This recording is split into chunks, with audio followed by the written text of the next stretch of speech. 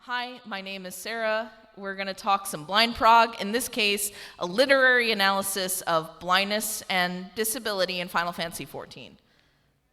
So, who am I? I am a Final Fantasy XIV raider of several years. I'm a cosplayer. I build my own stuff. I do also paint. That is my Warrior of Light on the right. I play a male Aura, Rain. But I am also legally blind, and I have been since birth. I have an eye condition called oculocanthus albinism. It's a form of being albino. My eyes take in way too much light, so there's a little bit of a sheen on my glasses that helps cut a little bit. It is genetic. If I were to have kids, I would pass it on. I'd either a carrier or they would have it themselves. So I have no professional association with Square Enix. The only claim to fame, if it'll go forward, is that I was the one who named the LGBTQ mascot. Yes, I named Mina. They are awesome. They are very cute. And the primary art director of Final Fantasy IX drew and sent me that board in thanks. Yes. I cosplay Ignis. I will tomorrow because I'm just going memes this weekend. And we're actually going to be talking a little bit about Ignis here, and I'll talk what spoilers we're going to be discussing before we go into it. So if you are uncomfortable with spoilers, you'll know exactly roughly what will be spoiled and if you want to stay or not. I'm not offended if you want to bail because we are going to be covering some stuff late in both in 14 and 15. Yeah. Yeah, so... Yeah, no, I don't want to spoil people, so I will go over exactly what patches are getting spoiled and how much without actually saying it in advance. So if you're on the fence about being spoiled, I'm not offended if you walk out. But I will tell you what this panel isn't. It's not an actual overview of mechanics of Final Fantasy XIV and how they relate to accessibility. I've given that talk before a lot. It is online.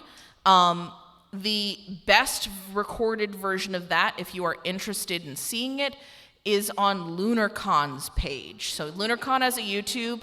I gave that talk for them, and I gave it for PAX, but it was unrecorded. So definitely check out the LunarCon version. That is from 2022. It should be pretty easy to find. It's called Blind Prog 101, as opposed to this one being 102 with them.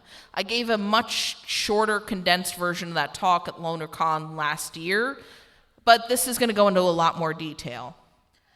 This is also not a universal experience. Blindness is a spectrum like a lot of other diseases, so how I personally feel about blindness, and I'll talk about the difference between things I've noticed and things that I personally feel. The latter may not be the same. Some characters that are really resonant with some people aren't with others, and that's cool. This is also not a value judgment. I'm not talking about if the character is written well or not. I'm talking about if their disability is handled well or not. So please divorce those two things. Whether or not I like Y'shtola, I am strictly talking about how her blindness is handled. Cool? So we're not flaming anybody's waifus or husbandos.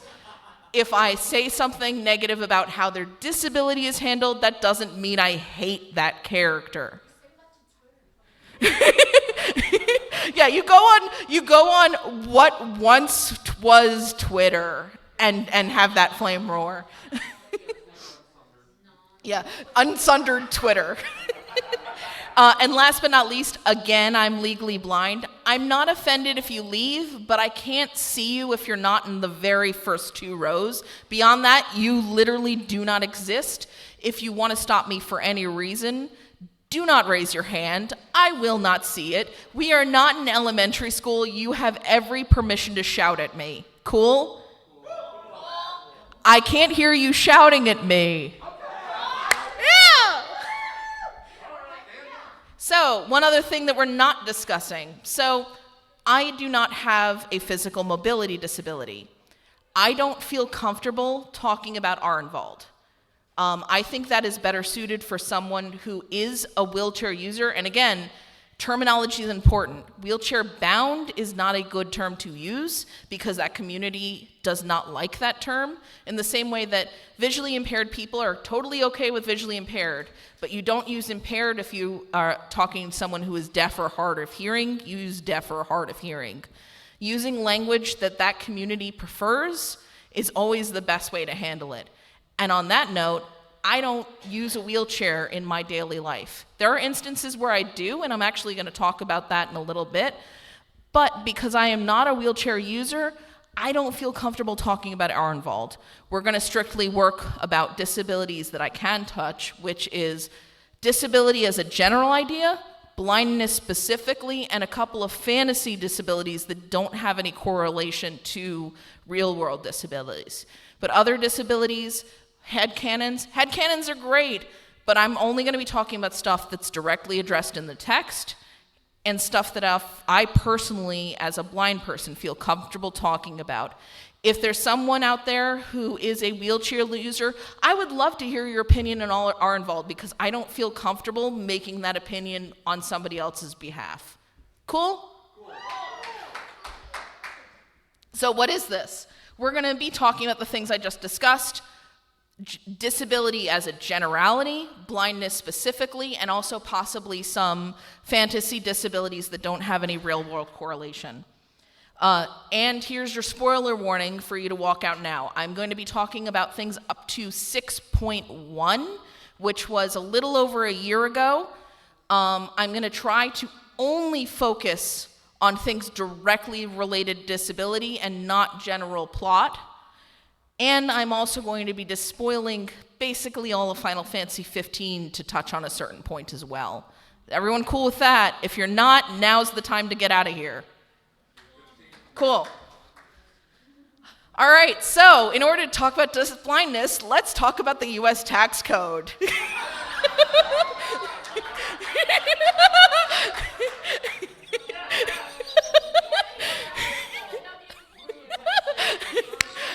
Congrats, it's January, surprise, taxes.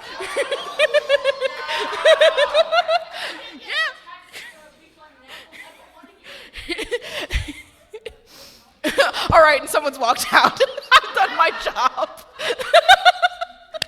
All right, but there's a reason why I'm bringing up the tax code before I talk about anything else, is that a lot of people will say, oh, I'm blind without my glasses. And, I'm sorry, I couldn't hear you in the back. Oh, if you weren't talking to me, cool. All right, a lot of people say, I'm blind without my glasses. And that might be true, and I'm not going to gatekeep blindness, but for the purpose of this discussion, people who are blind are people who are blind after correction. That's how a lot of governments sort of distinguish, and that is going to explain a little bit of my later argument. That doesn't mean that you don't have a disability. It means that your disability is corrected and accounted for. Disability implements and a disability aid doesn't necessarily mean you have that disability. Remember before how I said that I do sometimes use a wheelchair? When I fly and I go into certain airports, they force me to sit in a wheelchair even though my disability is blindness because it makes it easier for them to move me through the airport as somebody who needs guidance. I don't like it, but I also understand that they have protocols and it's a lot more complicated to train somebody in 15 different ways to guide someone, and sitting me in a wheelchair makes it easier. It is a disability aid. It is a disability aid for that situation, but I am not a wheelchair user. There is a difference. People who wear glasses for whatever reason, you are using a disability aid. Without that, you have a disability, but that aid is providing you with something. You can drive when you wear glasses. When I wear glasses, even after I'm wearing them, I still can't drive. There is a difference there, and that's going to be important later. So let's talk about disabilities in storytelling, jumping very far out the other way because I'm going to come back to that initial discussion later. So there's two basic types that I personally have seen when I see disabilities in storytelling. The first category of which are people who are already disabled, people who are disabled before the story starts, where them becoming disabled is not part of the story. And there's lots of reasons why you'd include a disabled character in your story. Diversity, and I don't even mean forced diversity, it's just, this is a world. There are people who are disabled. They exist in this world, and we want to acknowledge that. There's also a complexity of that world. A reminder that, people of all walks of life exist in the same way that you make sure that your world is full of diverse cultures, religions, whatever. Disabled people exist, they've always existed, and they will continue to exist. And in some cases, somebody who's already disabled before the narrative starts may help point to real-world issues. But the difference here is may, not must. However, there are also characters that are disabled by the narrative. These are characters like, as you see in the background, Hiccup and Toothless both. These then become disability narratives. Why would you go through the trouble of disabling a character to further their story? There are cases where it's a cheap shock value, and those can be where you fall into the problematic area, but there are valid reasons to do it too. Forms of change, adversity, it all depends then on how you handle that disability and the respect you give to the character. So I'm going to start with a character from Final Fantasy XIV that was blinded before the narrative happened. And my boy Shamani Lamani. How many of you guys remember him? He's my favorite. He was in the intro image for a reason. Is because I personally feel he's blindness done correctly. He is a blind character, but he's never piteous. His power level is pretty strong. I mean, he's a member of the Company of Heroes, but he's both not underpowered, nor is he overpowered for the world that he lives in. He utilizes it's well aware that he has a disability, but it's never really a point of terrible importance. You notice it, it's a thing that exists, and you move on from it. His story doesn't revolve around his blindness, it revolves around him being a vintner, and the fact that his blindness is secondary, and he's neither a Mary Sue nor somebody who's in the background. Basically, he's a person who exists in the world who happens to be blind.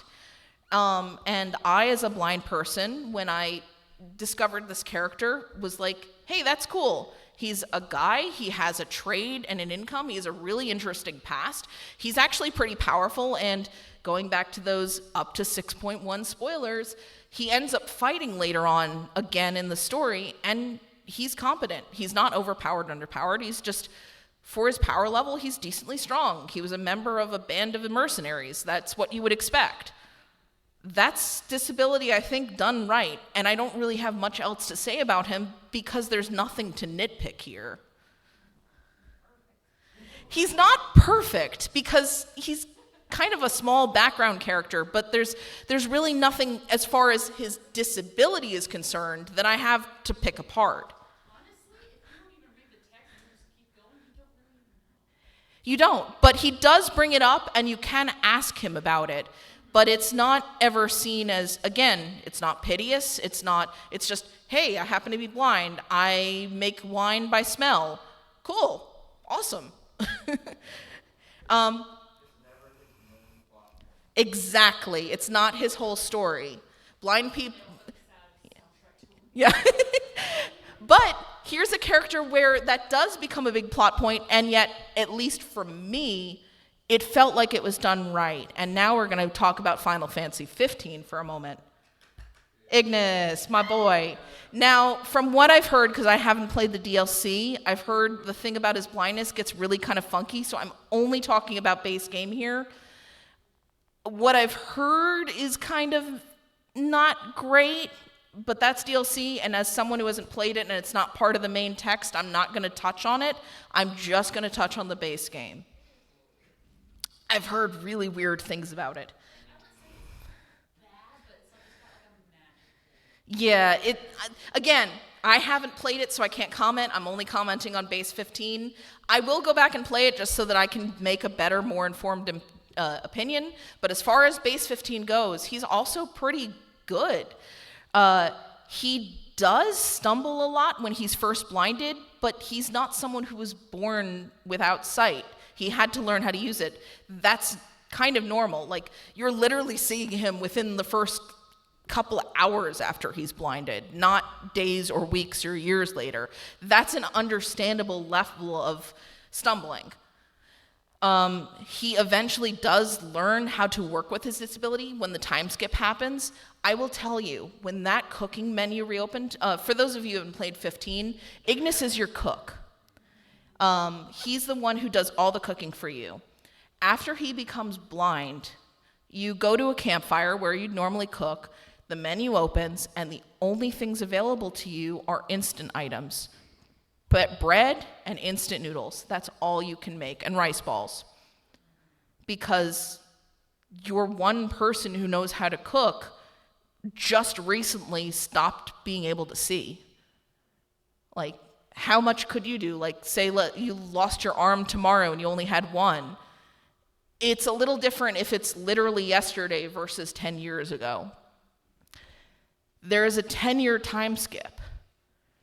You're playing not as Ignis. You rejoin him in the party, and just before the final battle, everyone sits down to a campfire. The cooking menu opens, and every single recipe that you had before Ignis went blind is again available to you. Ignis relearned how to cook in those 10 years. I'm crying now just for covering it, but the first time that happened, yeah, I was crying. Because, in 10 years you could relearn how to cook. And it's not somebody else helping him. I believe, if I remember correctly, Prompto's holding the plates or whatever, but Ignis is cooking. Blind people can cook. We just have to learn how to do it a little differently. And the fact that in those 10 years, he relearned how to do his favorite hobby, and he could do it for you one last time before the final battle, there had to be some blind person consulted, because there's no other way they would have done this. And the fact that it's bringing me to tears should tell you something. This is how you handle that correctly. Again, he's not an over or underpowered character. When he's first blinded, he's not deliberately hitting other people. It's not a confusion, but he's blind. He's missing a lot.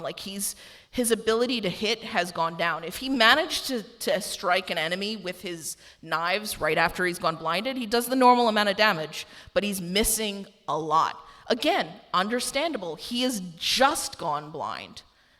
But later on, people, if you notice, when you start 15, you're starting it in media res, in that final battle, the other three are yelling at him to tell him where to hit.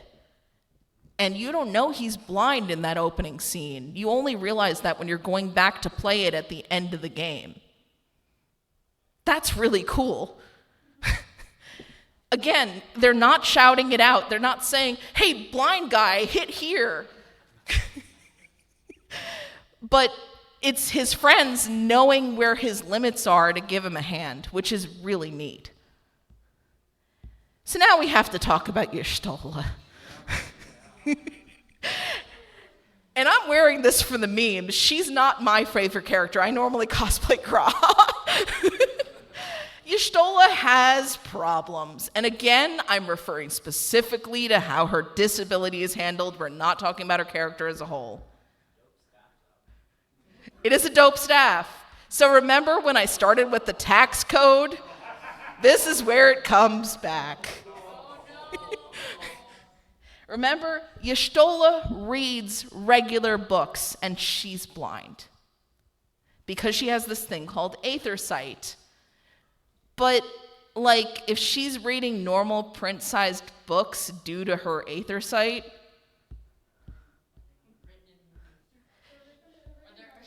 aether sight's just glasses. But they don't even do that. That was added into the English version of the game and later retconned. Yes. It was a mistranslation.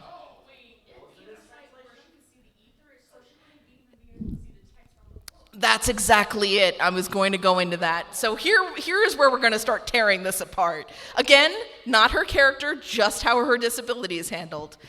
And I want to keep track of time. All right, we are halfway through. So, yes, in Final Fantasy XIV, there is a thing called etheric ink. It is special ink, it is expensive and hard to produce, and it is used for making Acromania, aka the Summoner and Scholar books.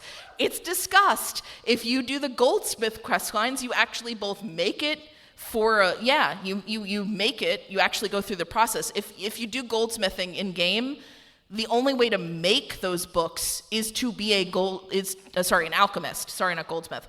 Is to be an alchemist. They're the only ones who can actually make those books.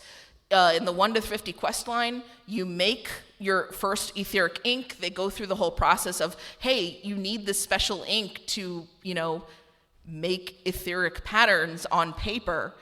And then in the Heavensward quest line, the 51 to 60 alchemist quest line, you are actually solving a murder mystery around the use of etheric ink.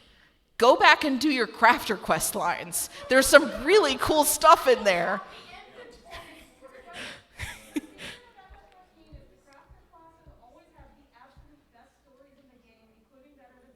Yeah, no, Alchemist in Stormblood, which is 61 to 70, is legitimately, I'm not even joking here, one of the best quest lines in the game.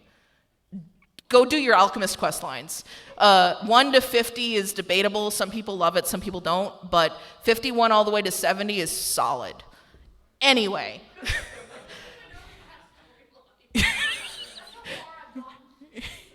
Anyway, to that point, there is a distinction between regular ink and etheric ink. Yet Y'shtola can read normal books. Why? She's supposed to be blind. And we also know that there are regular blind people living in 14.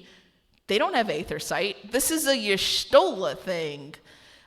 This person who's been blind for at least a decade, because Shamani wasn't born blind. He was blinded on a mission. That's why he retired. But that was 20 years before the start of the story. Why is that not widespread? Why is this Y'shtola's thing?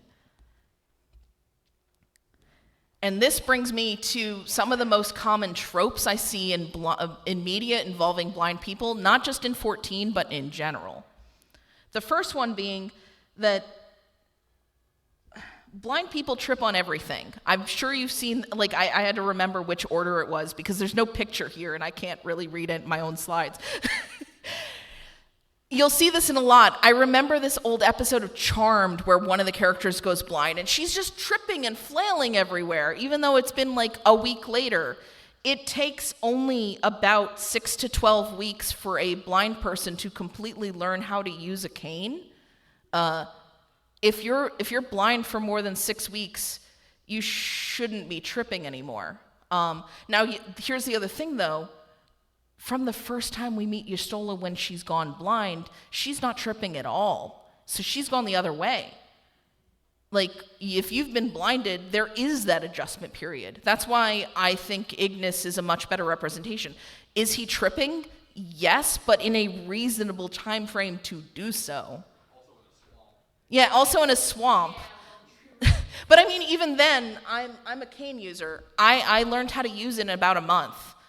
It didn't take that long. Learning how to feel the texture of the floor is actually pretty easy. If you want to try in the hallway when we're done here, I'm happy to let you borrow my cane. It's not hard to learn how to use. So is there an adjustment period? Yes.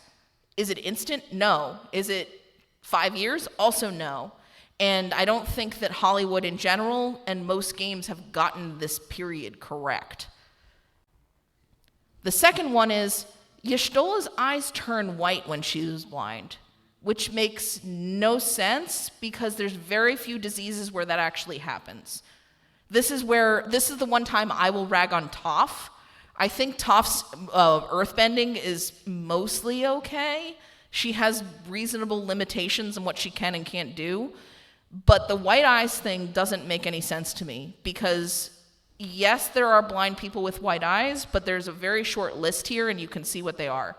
I'm blind, my eyes are brown, and I have albinism. Now, if you shine a light at them with a powerful like flashlight and then a magnifier, with myself and a lot of other albinos, what you'll see is not white eyes, red. My eyes basically have pockets of melanin, of that brown melanin, and the rest of it is red because that's the blood vessel without any pigment over it. That's what happens when you lack pigment in your eye. It's not that your eyes turn white, it's that they turn red, or in extremely rare cases, even though Tumblr is wrong about many things, it is possible to have purple eyes in extremely rare cases. It's if your eyes are blue with very little. You're seeing the blood vessels through that. So there's a list there. I can't read it in the small text, nor do I want to attempt to pronounce one of those because I think I'm going to screw it up. But those are really the only ways in which you can have white eyes, especially as a child who is blind. Cataracts are something that usually happens to much older people. Y'shtola's eyes went white when she went blind. Again, why? And there's actually a problem with this in that a lot of people think that blind people actually do have white eyes because every instance of media does this as a shorthand. I've had people not believe I'm blind because my eyes aren't white. Now, you laugh, but if that's all you see in media, what do you think happens? Yeah, it's what people expect. It's one of those, oh, it's everywhere, it must be true, right? And that actually hurts real blind people when that's the only thing people think of. If I can also jump in with some nitpickiness, especially in the case with Toph, who was generally blind in the story. She was born blind. Exactly. Go ahead. In the case of macular degeneration and diabetic retinopathy, those are not things you're born with. Yep. Develop over time. Yeah. Even if you wanted to be like, oh, she has diabetic retinopathy, that's why she's blind. It's like, well, she wouldn't have had it when she was born. Exactly. Now, she would eventually get it. She's, 15, 16 in the media? It would be very unlikely of someone her age to have it. Is it possible? Technically. Is it likely? No. That last one that no one wants to try to pronounce, is that one that could be? That is genetic. Yeah, that's the really only case that you would see someone who's born with it. But the rarity of that, you've never heard of this one before. I had to actually look this up because I genuinely couldn't think of any born at birth cases where you would have white eyes, but I know that it is possible. This is my job, and I don't even know what that Yeah. It is extremely rare. My disease, by comparison, is about 1 in 40,000 cis women. It is typically a male-only disease. It's about 1 in 10,000 for men. One of my favorite seeds has the same condition. Yeah. I would tell her about you. Yeah, it's super rare among cis women. And then the final one is blind people have magic sight. That's the tough thing, although they handle that fairly well because of her limitations. Y'shtola's is not. Y'shtola can look at paintings. Y'shtola can read books. That's not blind. That's glasses with extra steps. I don't want to gatekeep blindness, but there is a point where you can't say this person is blind, and I think that that's really where we're hitting on, is Y'shtola can see.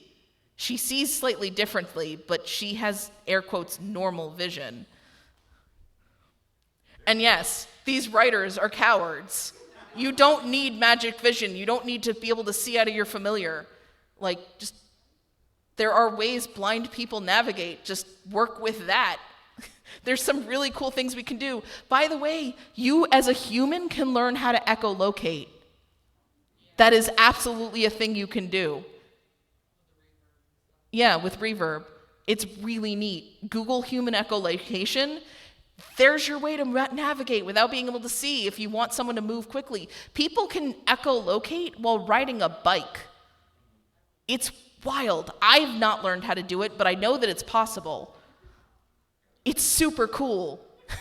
I wouldn't suggest going straight to riding a bike echolocating. Make sure you can do it on the ground first. But it's absolutely something you can do. So, we've seen that Final Fantasy XIV can do blindness correctly,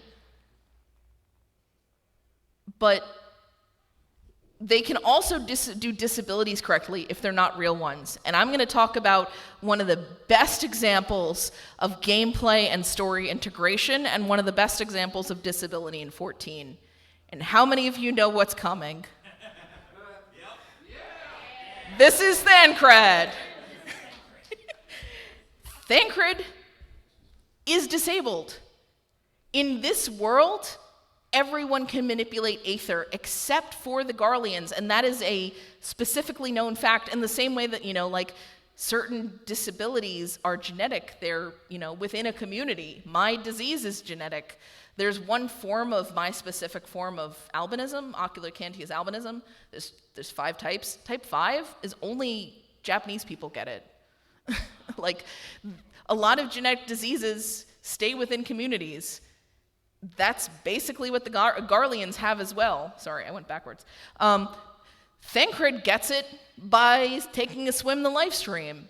He no longer can manipulate Aether, but his job is he's a spy. He needs to be able to teleport, which is something that is not unique to your main character. It's brought up many times in the story that other people can do it too. Maybe not as fast or as frequently, but if you remember playing through 4.3, there's this whole thing about how fast they can teleport their people, and the people who can teleport themselves need to go on ahead.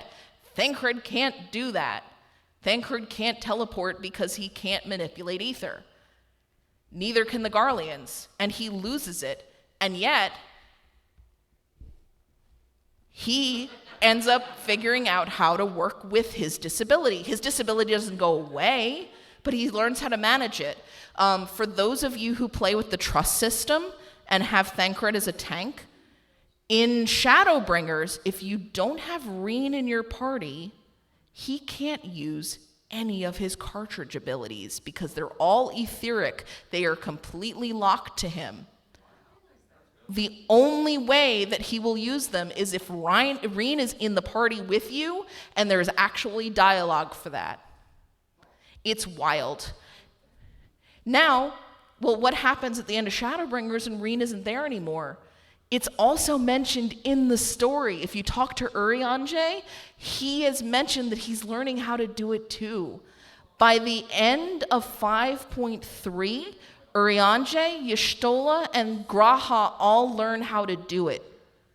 So if any one of them are in your party with Thancred, he can still use his cartridges.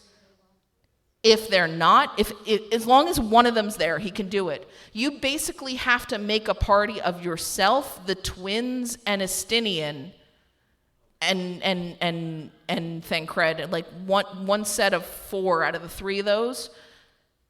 Then he can't do it anyway. But it has to be those specific people who haven't learned, either because I guess they're too young, but Rain is young, or they're Estinian.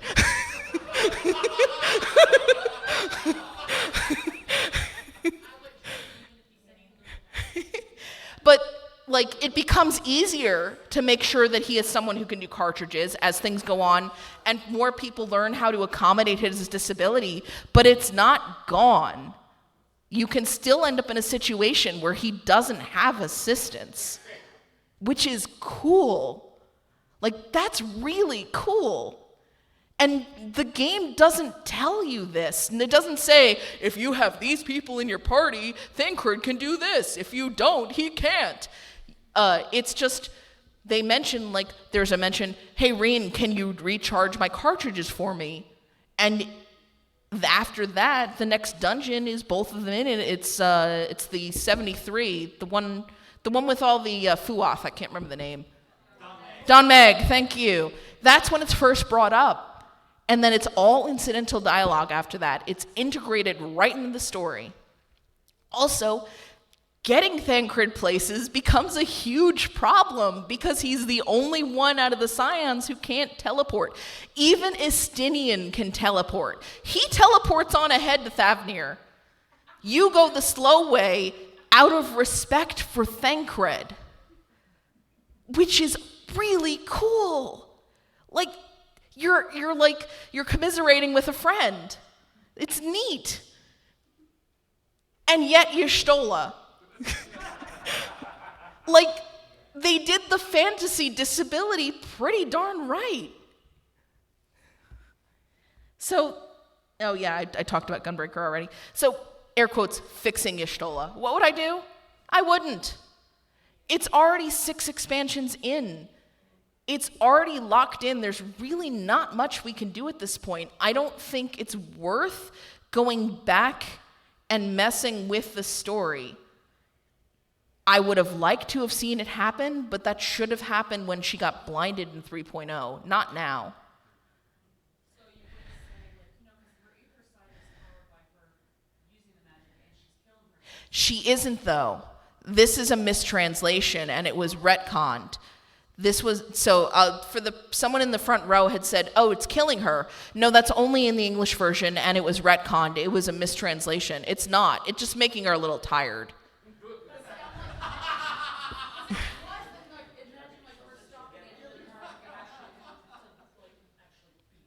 Yeah, but that's not the case here. That was one mistranslation in one language. Yeah, it's glasses that give you depression. No, glasses that just make you a little sleepy. Yeah. But if I were in the writer's room, again, I don't work for Square. I've never worked for Square. I've done accessibility, but not for them. Here's some things I would have considered when I was originally making her blind. I would give her more realistic boundaries on her disability. If we go back to those tropes again, I would have given her an adjustment period. She immediately wakes up and is walking out the door without assistance and knows where the door frame is. If you give her aether sight, make it so that living objects are things she can see well, and then things that aren't alive, like a dead door frame, maybe she can kind of sort of see it, and things that aren't alive at all, like a rock, well, she'll walk into them if she doesn't use a cane. Yeah, could have, like, you saw the drawing in the beginning. I actually wanted to submit a blind cane as when they did the weapons contest for a white mage cane. If they do one again, I'm definitely doing it this time, because I was really embarrassed to do so, and I was like, I'd love to have that in game. I would use that forever, but is that really niche? Is that, like, people gonna like that? So, there is a chocobo katana. The other thing I was thinking of was a sage weapon, where, you know how the newless fold up? Is most blind canes fold, so it would fold into 4 segments on your back when you're not using it. Yeah. Yeah. So, yeah, Y'shtola needs an adjustment period. The second one of her eyes going white. Well, Thancred's eyes also go white after coming out of the live stream, but they eventually change back to normal. He's wearing an eye patch for a good part in, like, 3.x all the way to 4.x. He loses it in Shadowbringers, and his eyes are slowly coming back to a grayish color.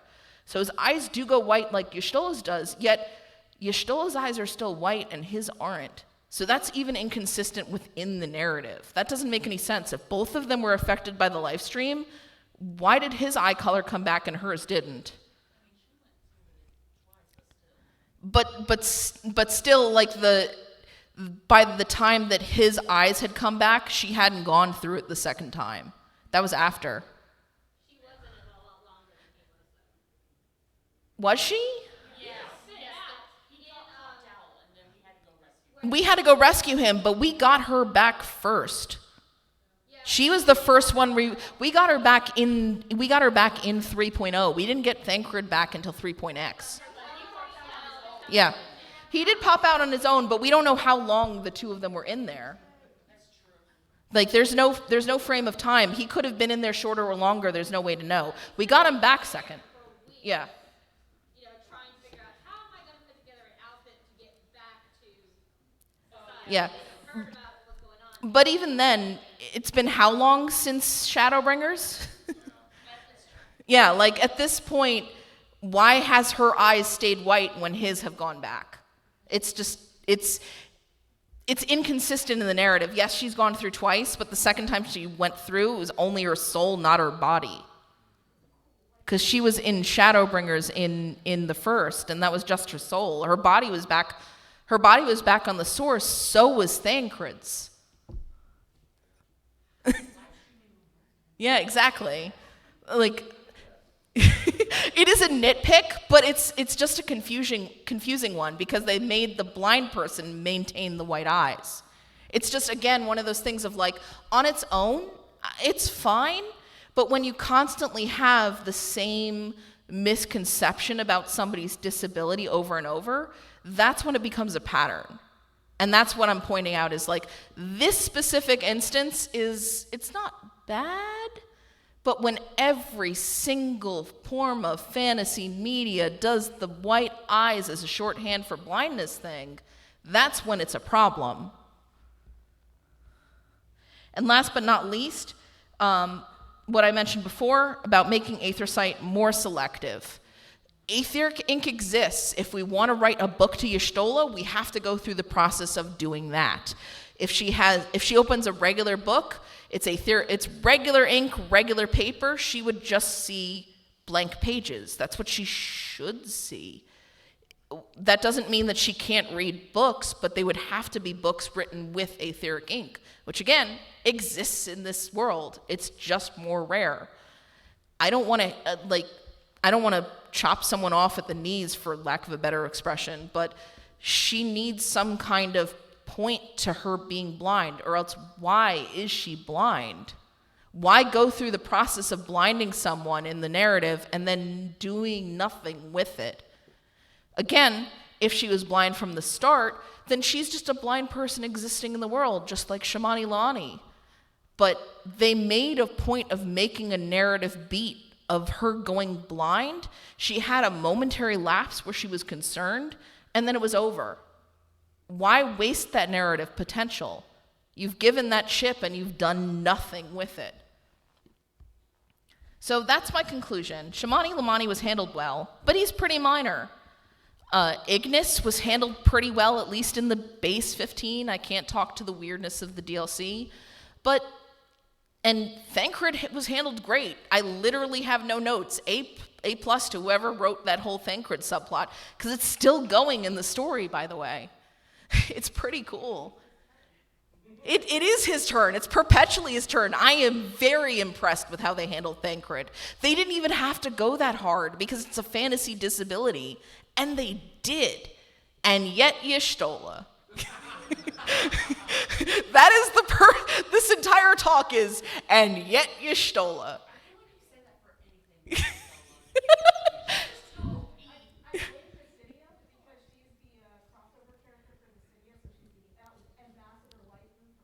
Yeah, but she doesn't. Does anyone remember Vanaspati? She can't see the blasphemies at all, so they know, and yet Y'shtola. Because immediately after that dungeon is over, she can fight them just fine. It is only for the length of a single dungeon where they remember that she can't see if it's not ether. Yeah, she also had to ask, but I do have a rebuttal to that. When have you looked up the night sky recently and been able to see stars? Well, I mean, I live around this area, so. Exactly.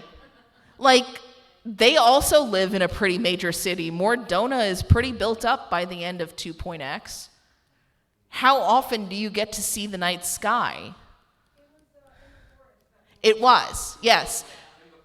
But like people who are just have not the best vision but aren't blind also might not be able to see the stars either without assistance. A lot of people can't see the stars even if you're in far, like, distant places. It was a cool moment, but that's exactly it. It's 2 moments compared to all of the constancy, and we have examples where they've done cool stuff. Again, Thancred, another major character where they've consistently done really cool things with him. So I'm going to leave it there. We do have about 10 minutes for questions if you just want to talk about Final Fantasy XIV or about anything I've spoken specifically. I'm all ears, and when our time's up, I'll be outside. If you want to try the cane or if you want to just talk to me, I'm here. Thank you.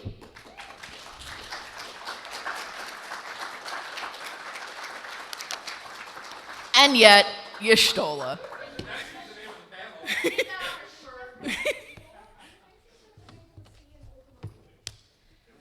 Well, that's the other thing, is Ultima Thule is Dynamis. She can see fine there. That's what I'm saying, is they did it in Vanaspati and just there.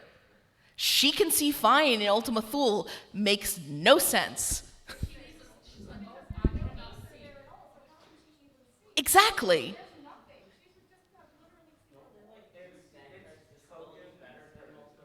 It's the inconsistency that's the issue.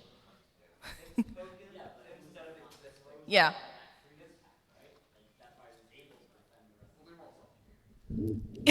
They were all, yeah, so Thancred literally gave them breath, and then if you guys notice, Estinian gave them air.